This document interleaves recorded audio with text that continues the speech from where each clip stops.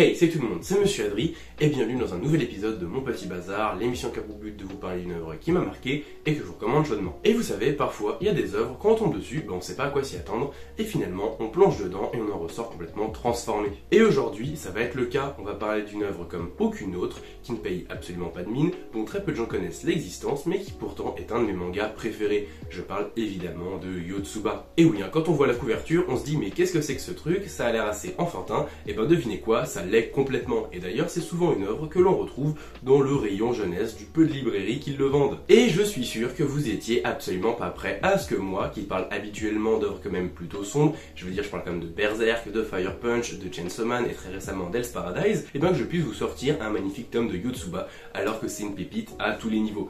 Et clairement, si vous connaissez pas, cette vidéo est faite pour vous faire découvrir à quel point Yotsuba c'est génial. Et aussi va falloir vous habituer à me voir parler d'offres quand même beaucoup plus légères, parce que clairement vous êtes pas prêt pour les vidéos sur mes shoujo ou boys love préférés, et clairement elles vont arriver plus vite que vous ne le pensez. Et trêve de blabla, Yotsuba c'est quoi? C'est un manga de son nom original Yotsuba To, qui a commencé à apparaître au Japon à partir de 2003, et qui est toujours en cours à l'heure actuelle, avec pour l'instant 15 tomes. Mais ne soyez pas trop pressés parce que l'auteur est lent. Et d'ailleurs, l'auteur c'est pas n'importe qui, il s'agit de Kiyohiko Azuma. Et là, vous êtes certainement en train de vous dire mais Adrien, il y a personne qui connaît ton Kiyohiko machin truc là, de quoi tu nous parles en fait? Et moi, je suis presque sûr que vous le connaissez tous.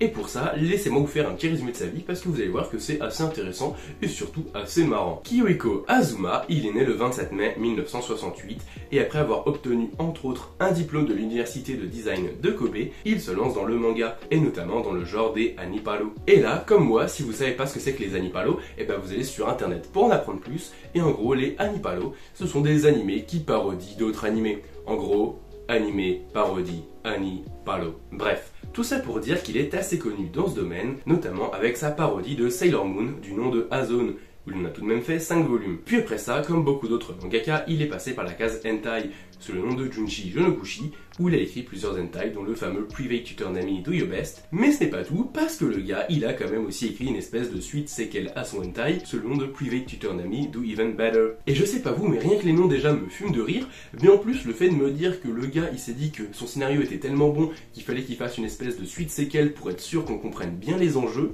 juste ça m'explose de rire en fait. Et le pire, c'est que ça s'arrête pas là parce que le gars, apparemment, il en a écrit plein, qui sont à peu près tous compilés dans le recueil Himna no Rambu. Et j'avoue que j'ai quand même vite fait feuilleter le contenu de ses œuvres, et putain, on retrouve déjà sa patte graphique, c'est excellent. En plus, j'ai l'impression qu'on est dans une espèce de parodie de Evangelion et Dragon Ball avec certains designs, et moi ça me surfume. Et le gars est aussi connu pour avoir bossé dans certains jeux pour adultes, mais je vous avoue que j'ai pas cherché lesquels parce que ça nous intéresse pas plus que ça. Ce qui nous intéresse le plus, c'est quand même les œuvres qu'il a faites après ça. Il va d'abord sortir en 1998 Wallaby, une histoire en un seul tome avec un petit animal un peu étrange et mignon, qui est un truc assez récurrent chez lui. D'ailleurs, je sais pas vous, mais moi je trouve qu'il a des petits airs de Kyubey dans Madoka Magica. Mais surtout, il commence à publier en 1999 Azumanga Daioh. Et je suis sûr et certain que vous le connaissez grâce à son adaptation en animé sortie en 2002, avec toutes les répliques cultes et tous les mèmes que l'on voit passer H24.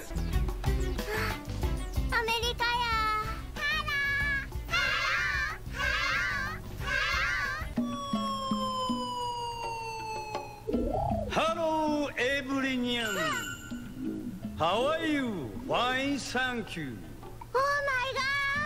Il en a d'ailleurs sorti 4 volumes dans sa série principale, plus quelques autres spin-offs genre Azumanga Recycle ou encore Try Try Try, qui du peu que j'ai lu est une espèce de spin-off où il mélange tous les persos dans un espèce de crossover what the fuck. J'ai rien compris, mais c'est pas grave. D'ailleurs, je sais pas si vous avez remarqué, mais dans Azumanga Daioh, il y a le mot Azuma qui est juste son nom en fait. Donc soit le mec, il a un ego surdimensionné, soit le mec, il avait juste la flemme de chercher plus loin. Mais vous voyez bien à quel point cet auteur est particulier, et rien que pour sa série Azumanga Daioh, le mec mérite un Oscar. Et d'ailleurs, je pense qu'un jour, je ferai peut-être une vidéo justement sur ce manga. C'est tellement drôle, tellement tiré par les cheveux, on peut jamais prévoir comment les persos vont réagir.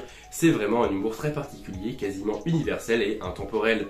Et je pense même pas qu'il y ait de mots pour décrire ce type d'humour. Et là, je suis déjà en train de faire les éloges de l'auteur, alors j'ai même pas encore commencé à parler de l'œuvre qui nous intéresse aujourd'hui. Mais justement, on va en parler parce que c'est sa dernière œuvre principale en date. Il s'agit bien sûr de Yotsuba. Et mon dieu que cette œuvre est parfaite. Vous connaissez Spikes Family? Vous trouvez que Anya elle est drôle, mignonne et tout ça? Et Yotsuba elle est encore mieux. Et pourtant j'aime beaucoup Spy X Family, mais Yotsuba c'est une œuvre tellement parfaite qui convient à tout le monde, c'est littéralement l'œuvre la plus universelle qui soit, et je pense qu'elle devrait être étudiée à l'école et qu'on devrait tous posséder un hôtel à la gloire de Yotsuba chez soi. Mais là je m'égare un petit peu. Bref, laissez-moi vous expliquer pourquoi est-ce que Yotsuba c'est une œuvre qui va changer votre vie. Commençons par le commencement. Yotsuba c'est une petite fille de 5 ans toute mignonne avec 4 couettes sur la tête et des expressions faciales excellentes. Mais surtout c'est une petite fille pleine de vie. Et chaque chapitre va nous narrer une des aventures de Yotsuba dans sa vie très mouvementée. Parce que Yotsuba, elle est curieuse, elle est téméraire et surtout elle a des réactions excellentes. Et voilà, j'ai à peu près tout dit. Ouais, franchement le contenu de cet épisode va pas être très dense en informations. Non, en vrai c'est plus complexe que ça, mais vous l'aurez compris, ici on est dans la tranche de vie la plus absolue qui soit. On verra Yotsuba au parc, apprendre à faire du vélo, découvrir la clim.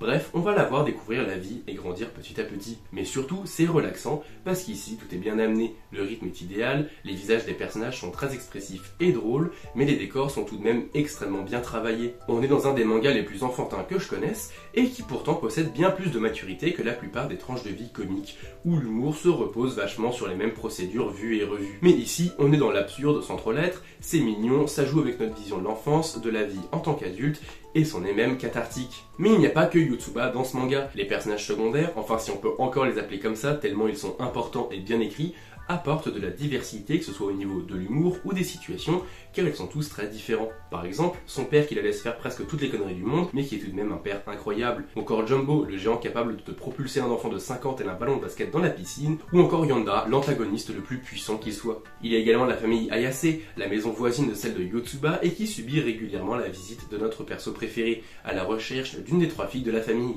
à savoir Ena, Fuka et Asagi, qui sont toutes plus drôles les unes que les autres, sans oublier leurs amis, et surtout le mystérieux Cartox, de son nom original Danbo, un robot qui fonctionne grâce à l'argent, et qui a le droit à sa propre petite série animée de 26 épisodes de 5 minutes, où l'on va suivre les aventures de Cartox en version petit chat, et mon dieu ce que c'est mignon. Et d'ailleurs je suis un énorme fan de Cartox, puisque j'ai 2 figurines à son effigie, et que je compte un petit peu aussi le cosplayer. Mais bref, Yotsuba c'est vraiment le meilleur manga qui soit.